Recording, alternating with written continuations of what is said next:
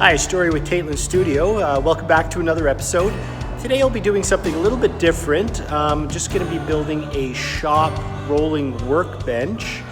Now, I have a pretty big shop. It's about 1,800 square feet, and often I'll work on tables or other larger items, and it's a lot easier for me to move the table to the different areas. I try to keep everything mobile, so I'll often do a tabletop glue up. Here's one of the workbenches I have, but I will be building a new one.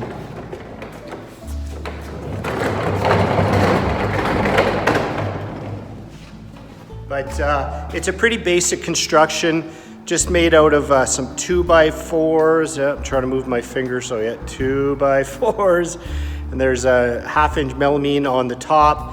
And I've got some 5-inch rolling casters that are heavy duty. Now sometimes I'll load up lumber, so I need quite a bit of weight capacity. So I think they're about a couple 100 pounds each or something like that. So I did actually pick them up from Amazon, and I'll put the link in the description for those. And also the lumber was just from your big box store like Home Depot or whatever. So yeah, I'll get started, and you guys can see how it comes together. So I did end up using 12 2x4s and one sheet of melamine. And you probably could use a thicker sheet, but I just used 1/2-inch. And I'm just checking the boards here, finding out the two straightest ones. And after I've done that, I've taken the other pieces off to the side, and I'm just cutting the legs here. So there is the longer pieces, which I think for mine measured at about 28 inches long. And then for the shorter inside pieces, I just take a couple 2x4s, line them up, and then just deduct it so I can cut them to length. And I'm just using the length that's already there from a previously cut one and just bringing it down. Now, I probably didn't do it in the best order here. I should have probably cut the long pieces first and then whatever is left, the short pieces. But I don't know, that's just kind of how I did it. So yeah, I just kind of put those two cut off pieces there just at the end and attach some glue, and that's just sort of the spacing for the half lap joint. Now for your screws, you're probably going to want to use something at about 2.5 inches. I only had 2-inch screws on hand, so I just countersunk them a little bit deeper, and they work just fine because with the glue, they're not going to move at all ever. But yeah, I just do the 4 different legs there, and now I'm doing the length pieces, which are 6 feet long, so I just cut the 2 feet off in the edge. And just to save myself a bit of time, I just clamp them up, and I squared up the edges, and I could just do one cut. And so here I'm just putting those boards across and just adding some glue on the end. And yeah, I've got my square and just setting it. And just putting 4 screws in the corners, so by the time that glue dries, this is going to be a really sturdy workbench. And yeah, sometimes you got to finesse it a little bit. And again, with those boards being from the big box store, those 2x4s, they're never perfectly straight. So if you really wanted to and you wanted to mill down that lumber, you could. If you wanted a perfectly square or rectangular bench, you could. But it's just more of the top I'm using as a work surface, so I don't generally need perfectly flat work surfaces on the top. So, but I still want to keep it as close as possible, so I do square it up there and just driving those screws. Now, once I get that, I can just kind of set them up on the side. Oh, there goes the one leg piece.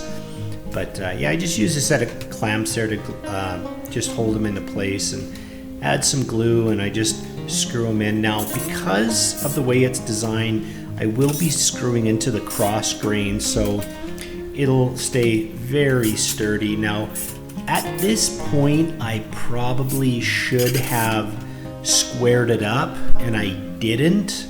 So later on in the video, you will see me needing to compensate for that, but that was a pretty easy fix. But yeah, I just got a couple screws there on each side, or each stretcher piece on the top and the bottom, and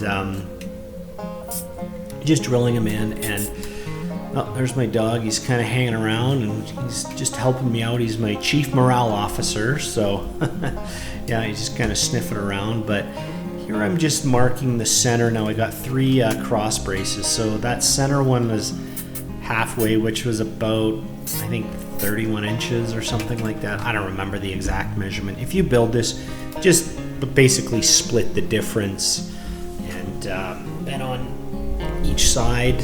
So that's the bottom there. So I'm just kind of pulling everything down, and now I'm going to do the top side here. So I've got the 3 cross braces, and again, oh, actually, I found out I didn't quite tighten that good enough, so I had to pull it out and readjust it there so it was flush.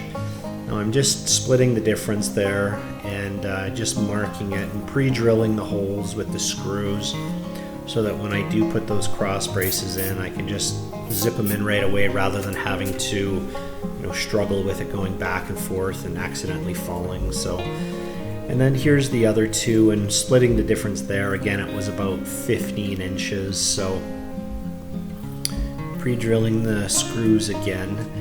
Now these boards are not perfectly straight, as I said. The big box stores, often those are crooked, probably like your typical politician, but yeah, I just make do, and it's pretty good. And then sort of flip it over. Now I decided for casters because, again, I do like rolling it around in my shop. And I think the screws I had on hand were just regular pan heads. So I did have some washers that I attached there. And just because if I am moving some pretty hard or heavy lumber that's on top, that I want to be able to roll those over cords or, debris on the ground. So, but it rolls really nice. And see, I'm already using it here. I take it over to the table saw. Now these melamine sheets are often a little bit wider than 4 feet.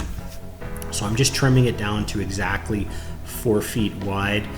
Now for the length, I could have done it on the table saw, but it's a bit awkward.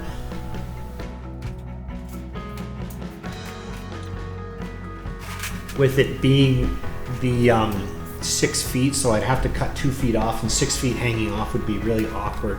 So instead I just used my track saw instead. Now if you have a circular saw, that'll work just fine.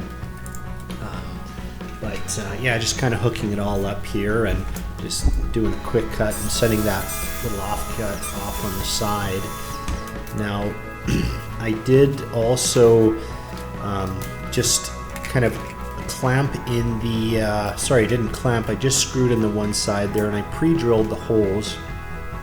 And after I pre-drilled them, I just used some drywall screws I had in hand, and they were about 1.25 inches long. And so here you can see that corner, I just attached that clamp and sort of pulled it flush to square, because I didn't square it up before when I was attaching the legs to the stretchers. But that was pretty easy just to pull it in right into the perfect 90-degree angle there. And again, I'm just pre-drilling all the screws here, and I've marked them out. I figure, if I gotta spend the time to drill those holes, I might as well mark it out. So I think I marked it, I don't know, every 12 inches or something like that. I'm just pre-drilling them all and just going right down through it. And yeah, the tabletop is attached really securely in it. That's pretty much to build, and I think it took me about 2 hours to build this, so yeah.